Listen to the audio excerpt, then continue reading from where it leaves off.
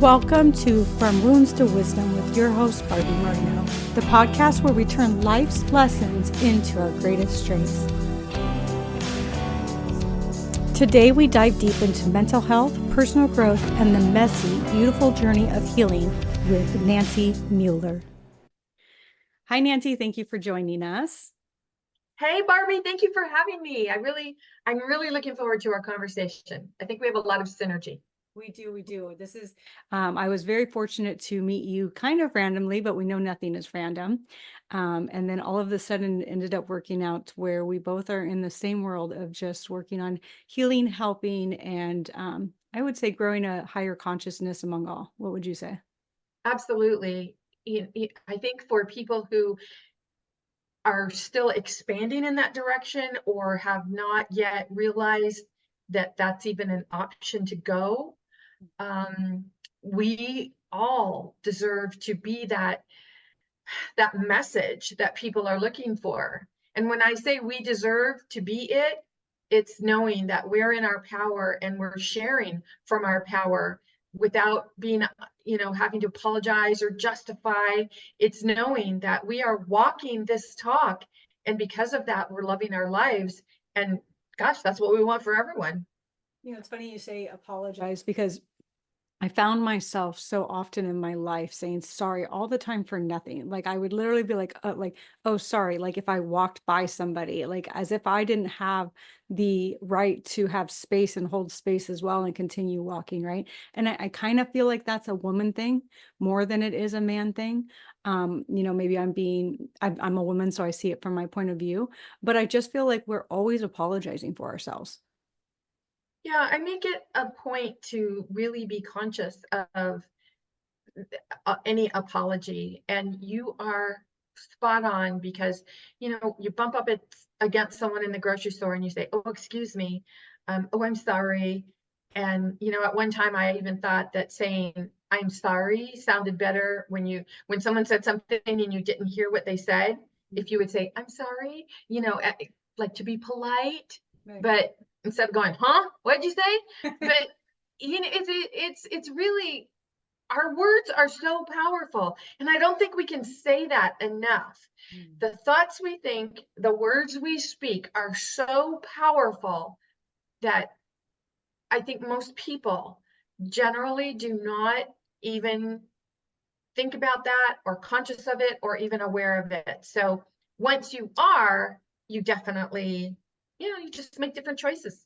Yeah, definitely. Like I just even think about that, like, always apologizing and then always feeling like I had to make myself smaller. Yep. And that's one thing that you talk about. So you have quite a few books, and one of the books that I was very blessed to be able to read was Secrets in the Attic, which was the book that I met you and you were talking about. And this is why I was actually interested in talking to you, was because when you explained your book, it just hit home. And so can you give us kind of a brief summary of your book, why you wrote it, and then we'll go into lots of questions that I have as I have all these little stars everywhere. Of course, of course. Well, so secrets, we all have secrets. We all learn to keep secrets. And I really believe that keeping secrets is a learned behavior. We don't just pop out of the womb saying, oh, I can't talk about this with anyone, because kids, they just blurt out whatever it is that they're thinking about. And it's the adults in our lives that say, don't talk about that, don't do that. Now, for me, I learned to keep secrets at a very early age. My childhood was about keeping secrets around mental abuse, verbal abuse, physical abuse that escalated to sexual abuse by the age of 12. So, of course, there are so many secrets you have to keep. And when we keep secrets, basically what we learn to do is lie. And it's like we were talking a little bit earlier about being unapologetic, not apologizing for something. When we're lying, somehow in our mind, we are actually apologizing for who we are, the things we've experienced, what we've gone through. And that becomes so second nature to us, we don't realize that lying is actually creating an emotion, a very negative emotion that goes with it. It's very heavy. And when you think about that heaviness that goes along with keeping secrets, it really creates that unease or dis-ease of the body. I mean, the whole body carries it. And I was literally in the attic when I got the idea for this book. I live in California. I was in Ohio visiting. My cousins were in the attic of their parents' home getting ready to sell the home. And we were going through boxes of things getting ready. And I opened one of the boxes and discovered some letters that was in my mom's handwriting. And I looked at my cousins and I said, "Hey, you guys, this is my mom's handwriting. What's my mom's stuff doing in your parents' attic? That's weird." So as we were going through the box, and I should probably preface this story to say, based on all the secrets I learned to keep as a child, pretty much thought or me and my siblings were, I don't know, like the dregs of our family. Nobody wanted to be around us. People just knew something was off. And so you get that feeling that there's just something wrong with you. And so as we're going through this box, we learned things about family members that none of us had been aware of. And as we're oohing and awing and going, "I didn't know that about Uncle so-and-so, and I didn't know that about Aunt so-and-so. Did you guys know?" "No, I didn't know that." My cousin Judy said, "Well, I guess we know what your next book's going to be about." And right away I said, "Yeah, and I'm going to call it Secrets in the Attic." So as I was mulling that over and waiting for guidance and trying to decide how to best put that in book form, because no story is ever mine to tell except my own story. I realized that this book, if I wrote it in fiction form, that I could share many experiences without outing anyone other than myself. So that's where the backstory is from the book. And it's been very cathartic, not only for me, but for the women that are, letting me know, "Oh my gosh, I read this and I got this and I got that." And now it's kind of fun for me because actually I'm getting feedback from men who are reading the book as well. And it's really fun to see where this is going and how the ripple effect that it's creating. Yeah, and so a summary without giving away the whole story is basically an abused wife has a situation with her husband that ends her in, I can't say the word. She ends up in a space where she has to basically reflect on life and make decisions, right? Without giving away the entire story. And it's interesting because that attic where you find the letters is in your book, something very similar to that. So I found that's pretty interesting that you included that. Your writing in general, and from what I know of you in the times that we've talked and done things, is for women empowerment. Yes? Yes, correct. Tell me the history behind feeling the need to offer that to women. Growing up, because of especially the physical abuse and the sexual abuse, I didn't feel that I had autonomy over my own body, over what I was able to say no to. So that led me to study martial arts because I'm a child of the Bruce Lee era. And I thought, man, if I could fight like Bruce Lee, no one would ever lay a hand on me again. And if they did, I'd open a can of whoop ass on them. And I really felt like that was the direction that I needed to go. So in becoming a student, competitor, and teacher of the martial arts, I definitely learned the physical aspect of being empowered.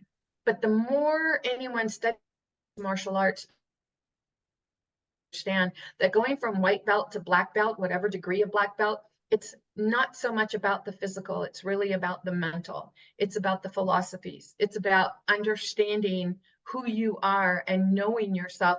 Because if you don't know yourself, you, having any kind of altercation is already putting you at a disadvantage if you don't know yourself. So this going within and this reflection, I thought, wow, this is really something that I want to teach other women. Every woman should know this. So my business actually began in 1998. I started teaching self-defense to women. I called it WAVE, women against violent encounters. And I thought, this is it. This is my calling. This is what I need to do. But I realized the more I was teaching that the women were not really being empowered from the physical, they were being empowered by the mental that I was teaching them. And that's how my business organically transitioned from the physical, teaching self-defense, to the mental, the metaphysical, what I teach today about mastering your beliefs. And from my understanding of martial arts, a lot of it is like you harness the power of almost going with the flow, or moving with whatever is coming, right? So if something's coming at you, instead of resisting it, you move with it and then Yes, let it flow past you. And so yes, in life, it's the same way, right? So instead of, correct. like in your book talking about the secrets and all of those different things and the character in the book, as soon as she just decided to embrace what was going on in her life, and how she'd gotten there and the history behind it and all of these different things, she was allowed to shift her energy in a direction where she could go with the flow and heal. Yeah, and there are so many of us who have these life experiences that show up, like abusive marriages or divorce or health challenges or career challenges. We look at those as something to resist, something that, oh my gosh, this is doomsday, this is horrible, this is, what am I going to do? When in reality, when you understand that everything is energy, and you learn to go with the flow, and you see, this is coming at me, so how do I want to embrace this? How do I want to look at this and flow with this rather than resist it and keep creating more of it? Yeah. One of my favorite authors, Michael Brown, wrote The Presence Process, which is an amazing book if you haven't read it. But it talks about emotions is basically energy in motion, right? Correct. Yeah. So all of these emotions that we're having, I think that's the thing about a secret, is that then you block that energy from being in motion. You stop it, harness it. There's guilt, shame around it, because if it's a secret, it has to be shameful, right? Or you have to feel Right. guilty about it. And then you build that up in your body. And when we tell little kids, like, keep a secret, maybe it's not even something big, maybe it's not molestation or whatever the case may be, but just the idea behind keeping that secret teaches them to that they have something to hide, right? Absolutely. And think about women who they have babies and they don't they're going through postpartum depression, and Mhm. they think there's something wrong with them because they don't feel like society tells them they should be feeling because they're a new mother. And when I had children, that wasn't even a thing. Nobody even knew what that meant. And you think, oh my gosh, this is like my dream come true. I should be on top of the world. It could be motherhood, it could be in a career, it could be in a marriage, it could be anything where you think, because of societal pressure, that you should be feeling and speaking like you are on top of the world, but that's not how you're feeling, so you keep it a secret and you don't want anyone to know what's really going on in your mind. The more you stuff that down, the more you resist it, the more you are creating that negative energy in the body, and that energy has to go somewhere. Mm. And that's what when you're resisting it, you're creating more of it. And so the podcast being titled Mental Health kind of talks about the ideas that we talk about, like what it's like, right? So what it's like inside the mind when you have depression, anxiety, you're keeping secrets and all of these different things. And you've been doing this for a long time. What have you experienced as far as like people telling you what's going on in their mind and how that has changed their life, and made them make decisions maybe that weren't healthy for them because they had this thought? The biggest thing I started to realize over and over and over, which is what prompted me to create the mastering your beliefs portion of what I do, was the belief behind every choice. And I mean a choice in thought, a choice in action. So as I would talk to women and work with women, and they would tell me well, I can't do this, or I have to stay with this. And when I would ask a simple question like, why do you believe that? It was amazing to me how it would set them back, and they really didn't know what to say. They would look at me kind of like, well, what do you mean? What? That's just true. And what we believe to be true and what's actually true are completely different. And I think that's the biggest difference. That's the difference that I've seen since 1998, since I started doing this. Women who believe, well, I have to stay in the marriage, or I have to stay at this job, or I have to raise my kids this way, or I have to go to grandma's every Sunday for dinner. We have these have tos in our mind that we believe with all our heart and soul that this is something that must be fulfilled. And when we are trying to make a choice not to do that, it feels so unnatural to us that we feel wrong. We feel like there's something wrong with us. And because we feel like there's something wrong, we don't feel worthy. And when you don't feel worthy, it shows up in your finances, it shows up in your mental, physical health, it shows up in your spiritual health, it shows up everywhere. And we think it's because of a circumstance when it's actually because of a belief. Because of, yeah, this is one thing that I've recently noticed. I read somewhere that, it's just a belief, right? So when I'm like talking to myself and I say something and I'm like, nope, that's just a belief. Like, you just have to remind yourself, like, nope, that's just a belief that I created at some point. It doesn't mean that it's true.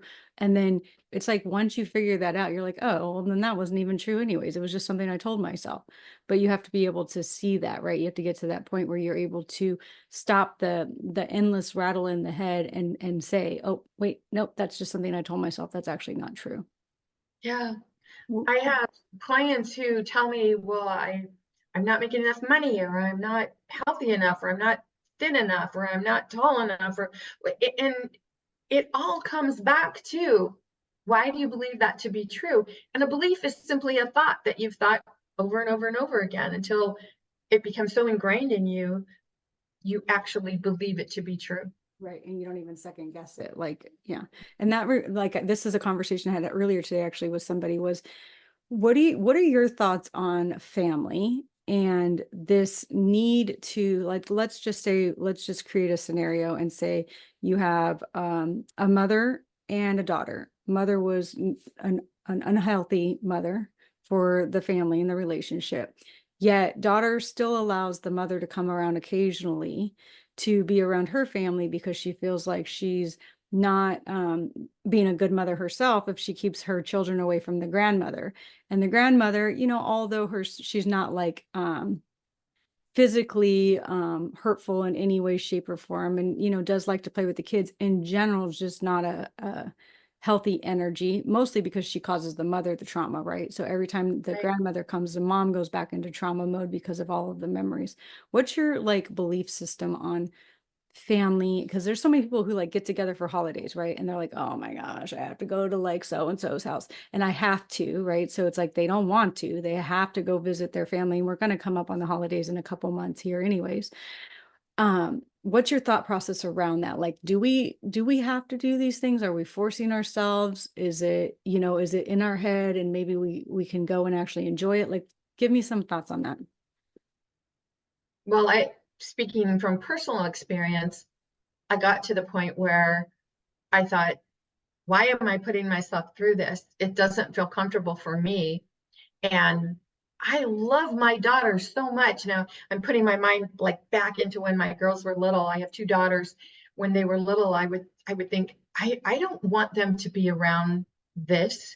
I don't want them to have this. And of course, at that time, I didn't understand energy. I didn't understand any of it. But what was interesting to me is my daughters never seemed to see what I saw. Mm.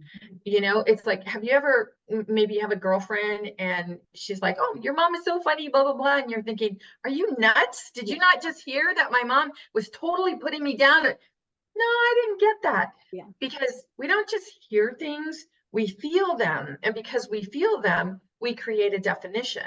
Mm.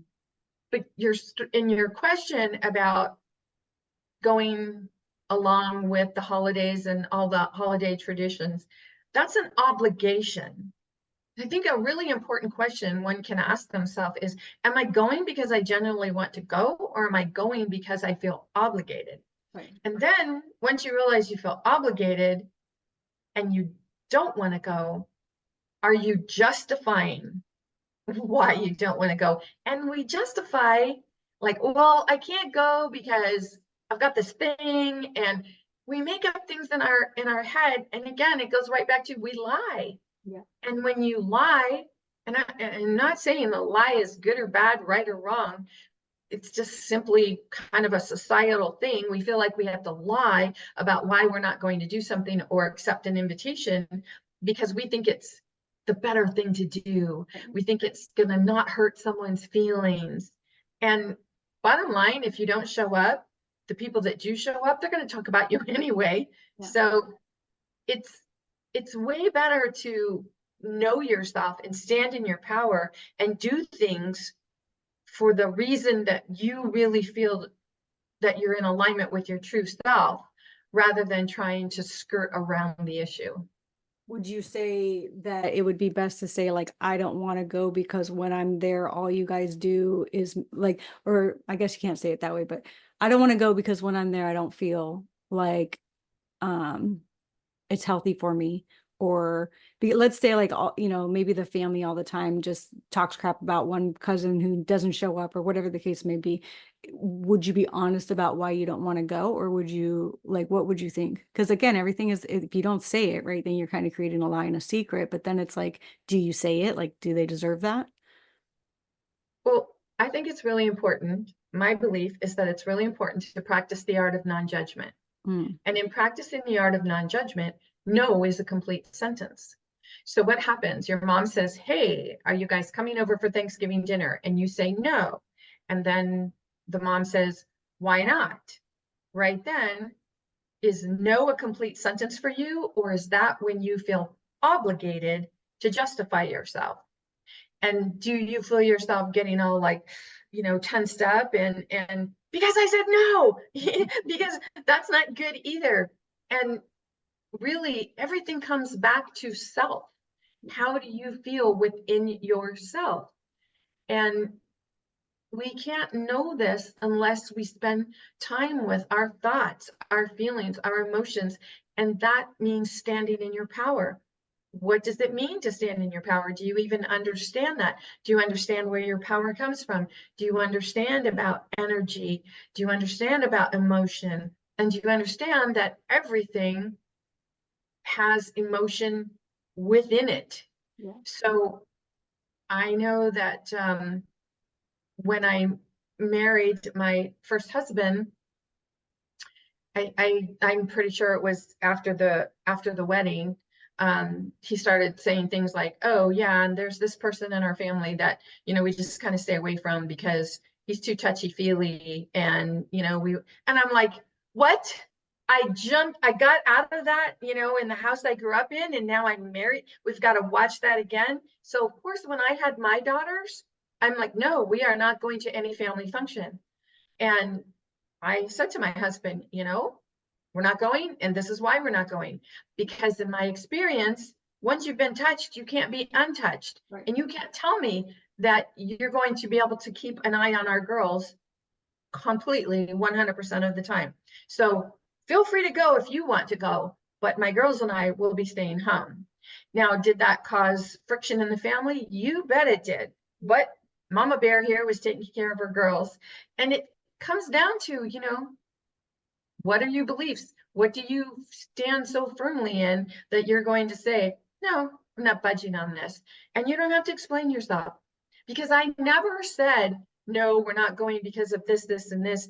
Because, when other people are going through their own life challenges, it's not up to any one of us to judge what challenges we're going through or they are going through. And the thing is we all come into this world with our own karmic contracts. We're all here to support each other. So if one person needs to feel this person will fill the need. And when you realize, when you really follow um, law of attraction, spiritual law, metaphysical law, and you understand that everything is attraction based, now you start seeing things differently. But of course, if that's not your wheelhouse, if that's not your experience, then you'll definitely show up thinking, oh, it's the circumstances that I have to deal with, when it's not the circumstance, it's the emotion behind it. And how are you standing in your power or not standing in your power? As mama bear in that situation, what did you tell your daughters why you weren't going? I didn't give them an explanation. Hmm.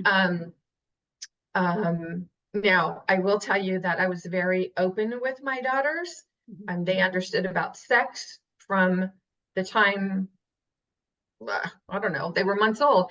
Just like I would read them stories about how babies are born, and there's probably many, many books because my girls are in their 40s now. But at the time, there was an excellent book called So That's How I Was Born. I started reading that to my daughters just as easily as I would read Goodnight Moon. Yeah. So it was something that they understood. It was not something that was secret or, oh my gosh, there's something I don't know about. I was very open with them about everything, not in a fear mongering way of like, oh, you've got to be careful because this could happen and that could happen. No, it was simply just whatever you want to know, ask me. I will answer any question, anything you want to know. I'm here to answer your question. And it was like watching them. How do you feel around this person? Okay, why do you feel that way?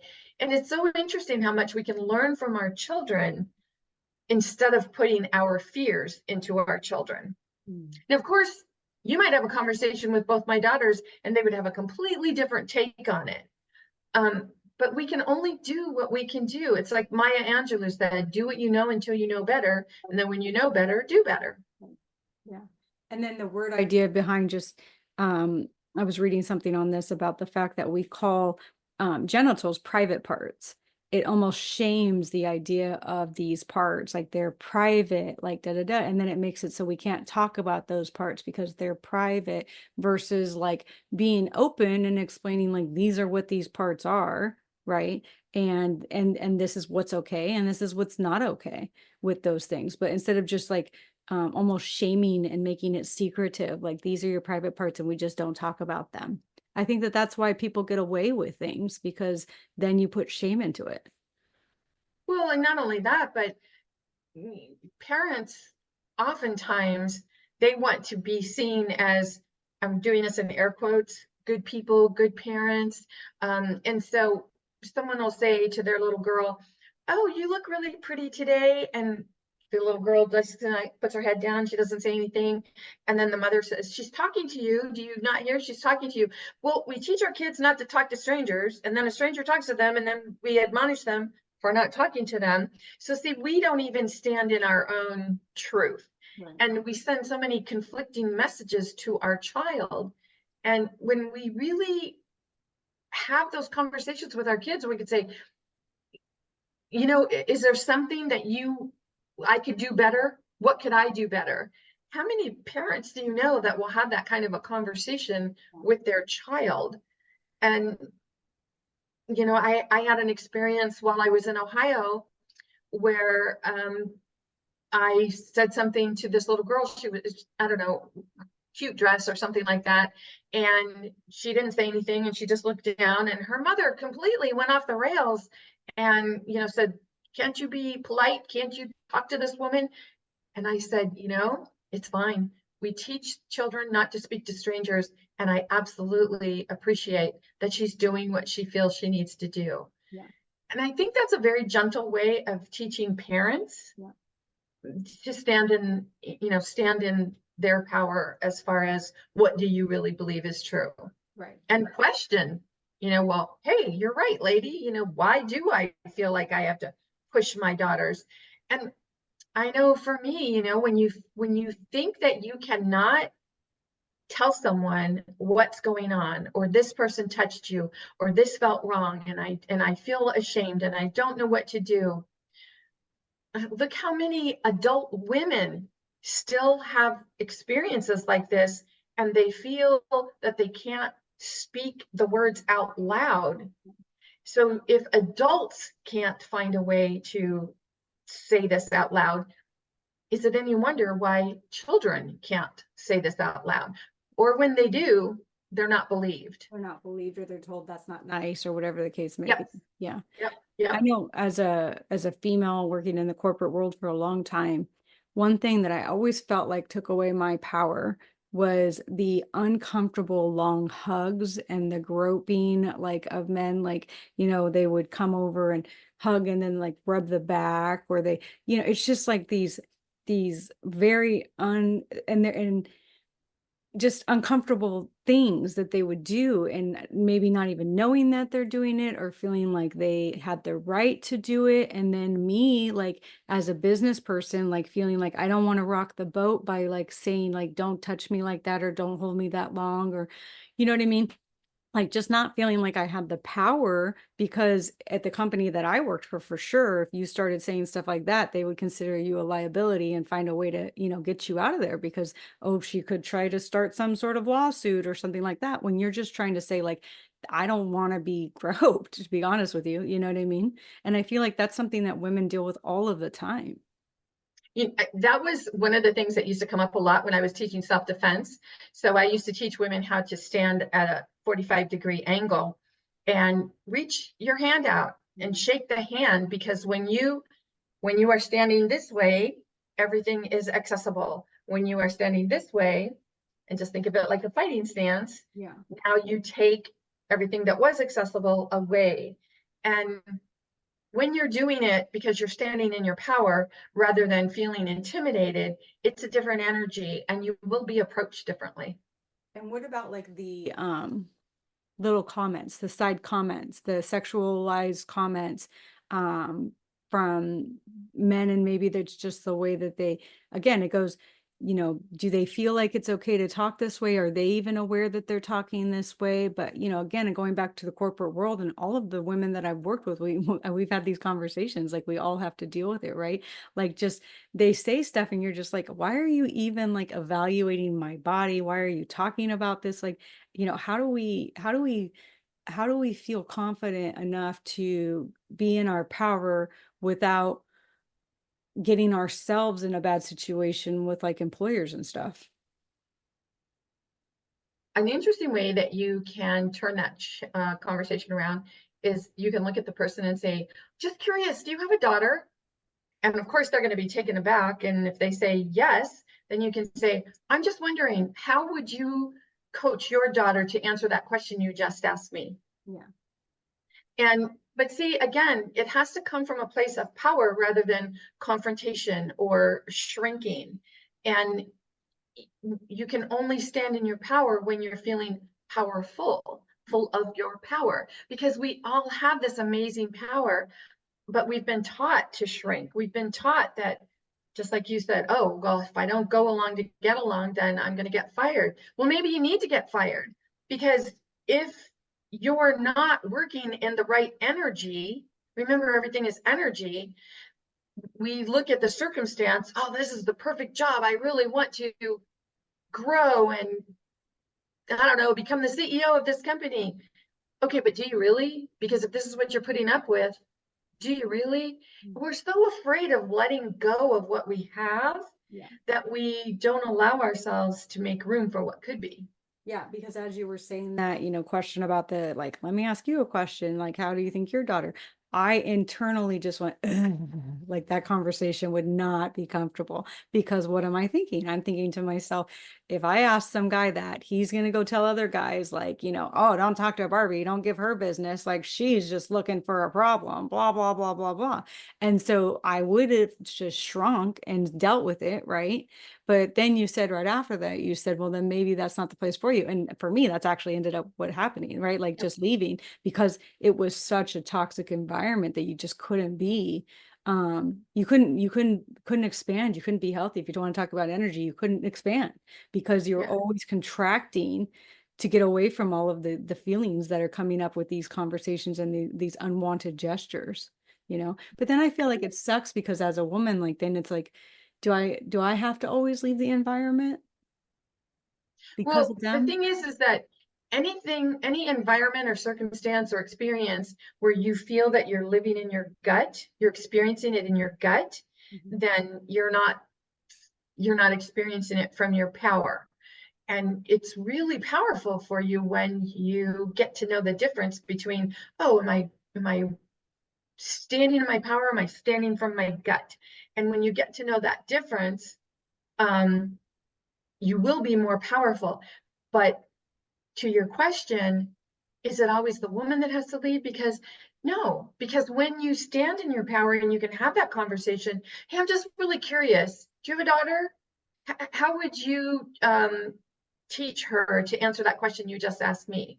Now you see, there's two things that could go along. You might teach someone who just really did not hear the question he was asking a woman, or he might, you know, take it the wrong way and say, oh my gosh, you're being confrontational, you're a witch, I don't want to be around you, and spread gossip.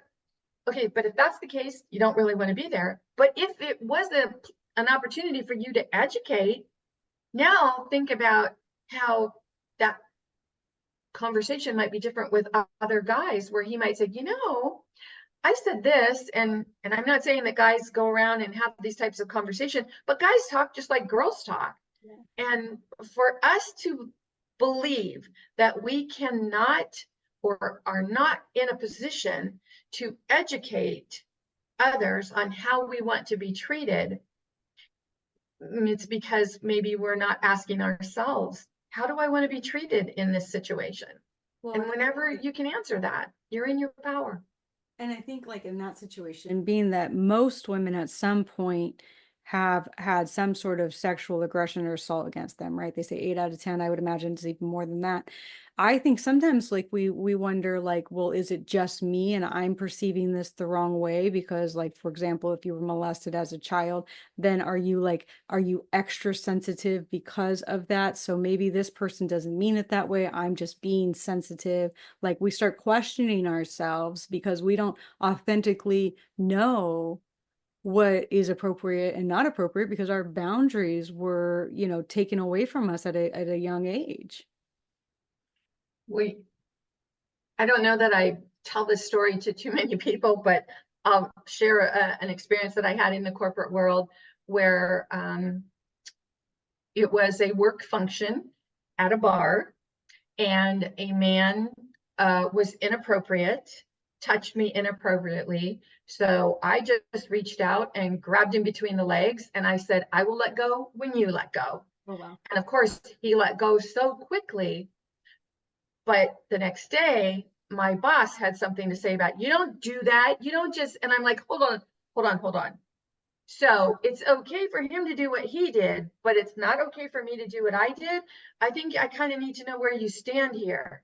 Now, of course, he was hemming and hawing about, and then of course he was thinking about how it was going to affect his bottom line and everything. So ultimately, if he is not a person who can have my back, then that's not a person that I want to work with.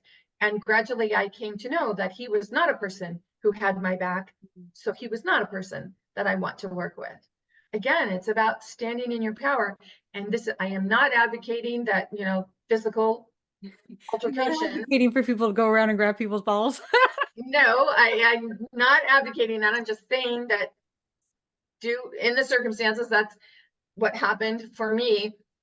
But yeah, and you have to realize, I don't know, whatever, that's the situation that came up for me. So again, it's about what situation do you want to put yourself in? And I say, what situation do you want to put yourself in? Because to your question, when you said, is this happening, because I'm super sensitive from being molested as a child? Well, the thing is, remember, just keep remembering, everything is energy. So if you're holding on to that energy of that victim mentality, if it's like that cartoon character in the Peanuts cartoon where the cloud is following him everywhere he goes.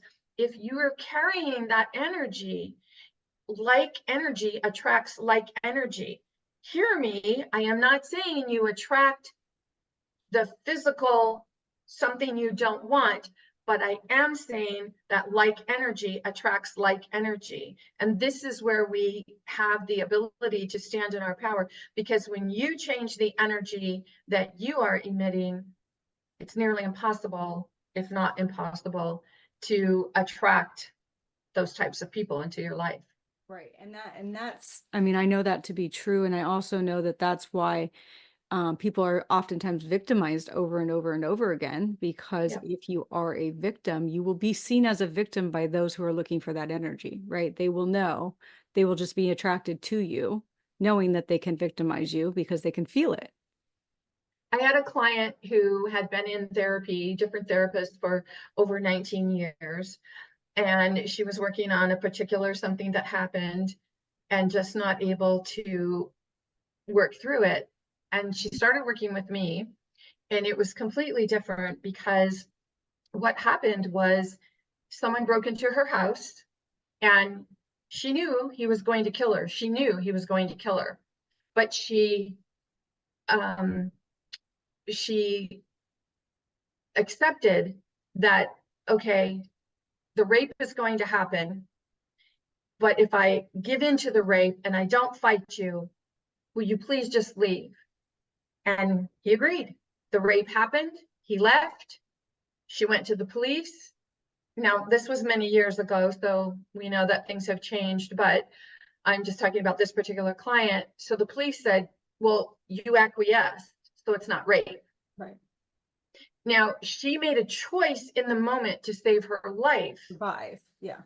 Right. So for someone to say, well, you made that choice, so it's not rape. Now, here she had all these years, what something that she saw was a very violent, traumatic event in her life, had created a belief that she deserved that because she didn't fight and possibly lose her life, that she deserved that. And you have to remember that what happened after the event, what happened after the experience, started cementing the beliefs about the experience. Right. So as others were telling her, well, this happened because of this, now she started forming these beliefs about the experience herself. And we give definitions to experiences, and then we judge ourselves based on those experiences. And within months, we were done with our, client coach relationship, because she was literally jumping for joy at having let that go and knowing, oh my gosh, that was a belief that I can let go of and free myself from. So these are the kinds of things that we allow society or other people to convince us of why we should feel ashamed or create the beliefs that we do. In your book, the main character goes through a time when she shifts, right? So we'll just say that it was in the addict, because we can say that since the book has the title addict in it. But she's in the addict and she has a choice to make, and she finally shifts. When did you shift in your life? I think there are many shifts. For me, the first shift was when I got married when I was 17, and I told my husband what had happened between my father and I. And the most amazing thing for me that happened was when I told him, the ground didn't open up and swallow me. I mean, of course, he didn't know what to do with that information, but it was this tremendous relief that I felt. And I thought, huh, all right, now I'm going to stop keeping this secret. So as I got better at not keeping that secret, things started to shift for me. Now, I thought that being able to talk about it and speak it out loud was what made me empowered. But many teachers were teaching me that is not what makes you empowered, Nancy. When you're sharing your story, when you're telling people what happened, and you're still breaking down, you're still crying, you're still negatively impacted by what happened and what you're sharing, that is not empowerment. And that was confusing for me because I thought, well, isn't that what empowerment is? Like I'm no longer going to allow this to happen. But the empowerment piece comes in when you start owning your own beliefs, when you start looking at the emotions that you're giving to any experience that you've had. So for me, it was that, I would say the big aha, if there was like a major shift, happened when I realized that as long as I was sharing any story from a place of pain, that I was not standing in my power. Right. Because then the power that you're giving is the pain. Correct. And that's the energy, that's the vibration, that's where you are, that's what you're gonna, project. And that's what I will attract back. And how was your father's reaction to you sharing the secret? Interestingly enough, he didn't deny it. What was interesting for me, but it's not like he was in my life. We didn't live close. We weren't, I don't know, going to family functions, but he would be in the family and I would be in the family, not in this at the same time.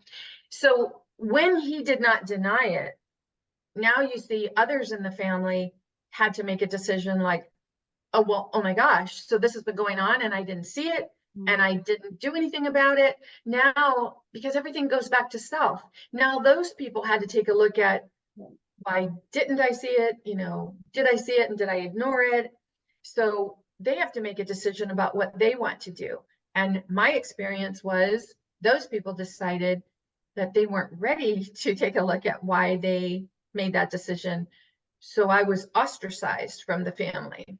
And that never made sense to me because I thought, hello, the thing is, it's that everything that I learned and released and let go of and teach, it cannot be taught to someone else unless they're ready to learn it.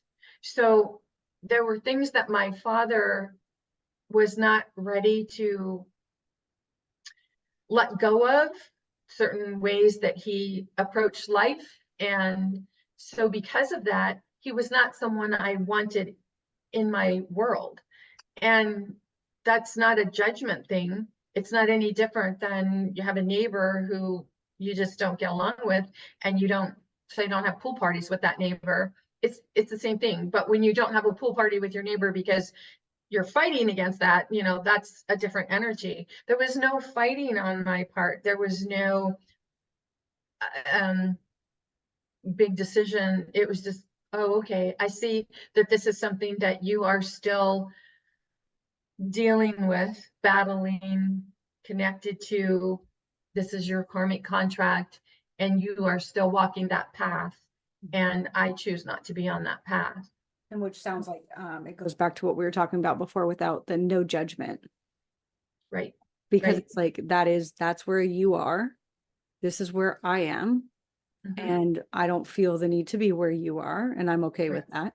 And you feel like you want to be obviously where you are because you're not shifting or changing. So, okay, good for you. That's your thing there, right? You deal with that and I'll be where I am here. I don't judge you for being where you are, but I also don't have to have you presently in my life because it's not healthy for me. Exactly. Yeah. Exactly. And Gabor Mate talks a lot about not blaming our parents because blame then makes you what? A victim. Absolutely. Yeah. For my father, if I were to continue to blame him, then I would still be in that victim mode.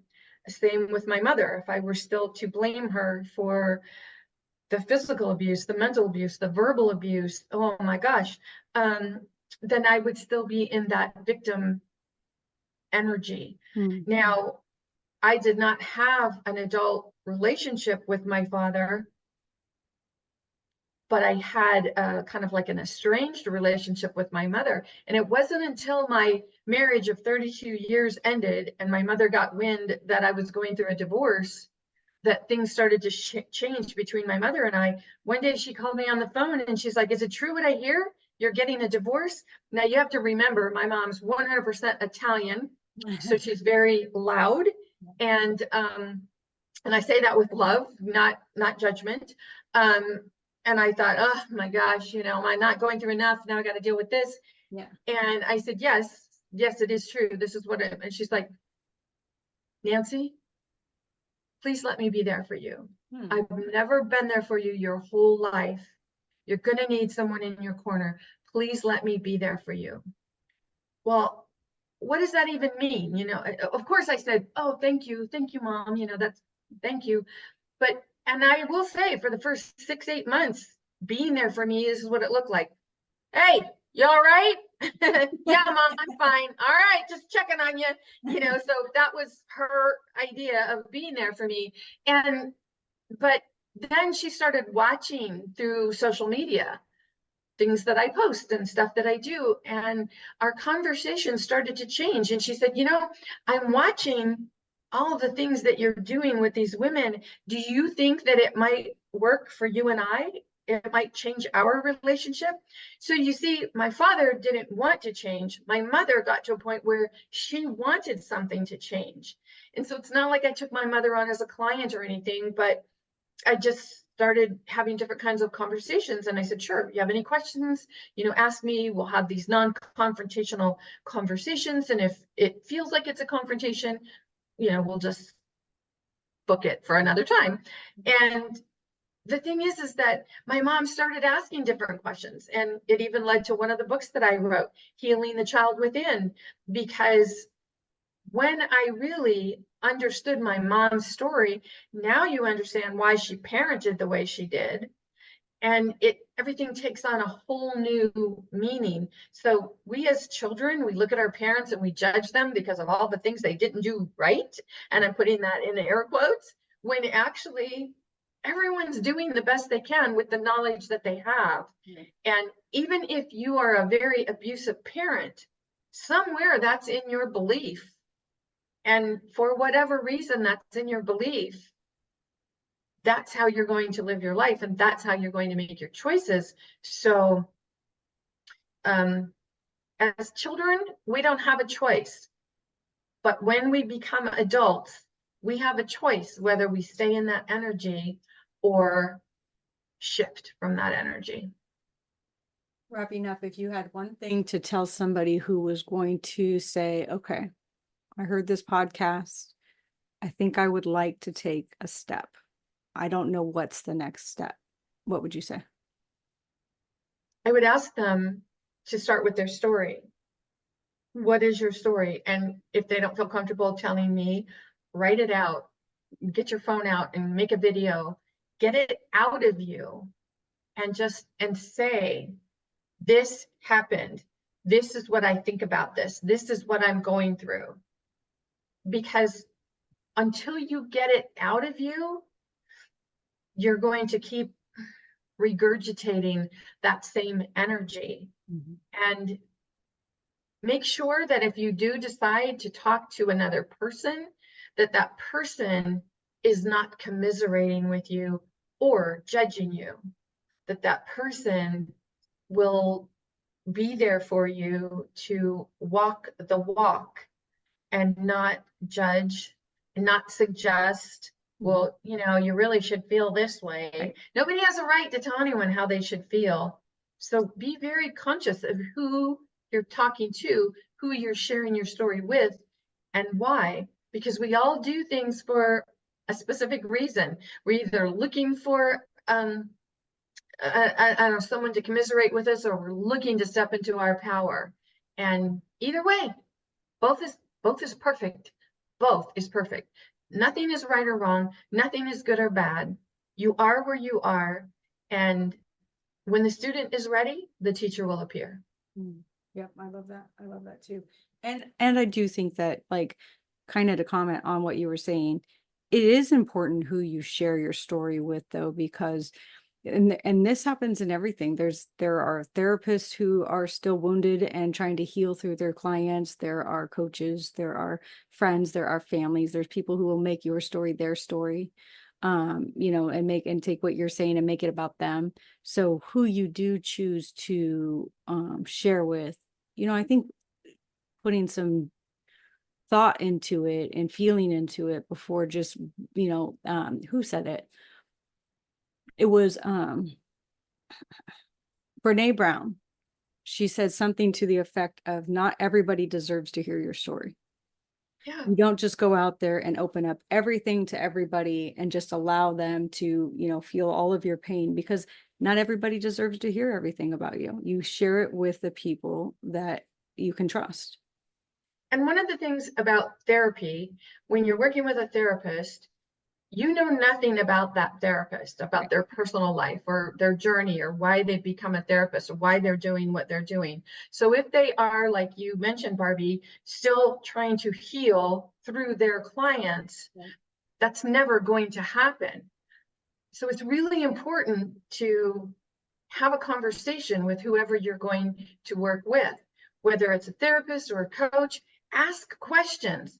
Don't go in feeling disempowered, because you're not going to feel more empowered if they're trying to heal through you. Right. So it's very important to work with someone who is open, who lets you know, look, this is the journey. You don't have to know everything about them, but the very first therapist that I ever worked with, I poured out my heart and soul for an hour to this woman. And when I got done, she looked at me and she kind of sat back and she goes, you know, I work with a lot of dysfunctional clients. They've had dysfunctional families, but yours is really over the top. So I really need to think about this before I can even suggest where you should go next.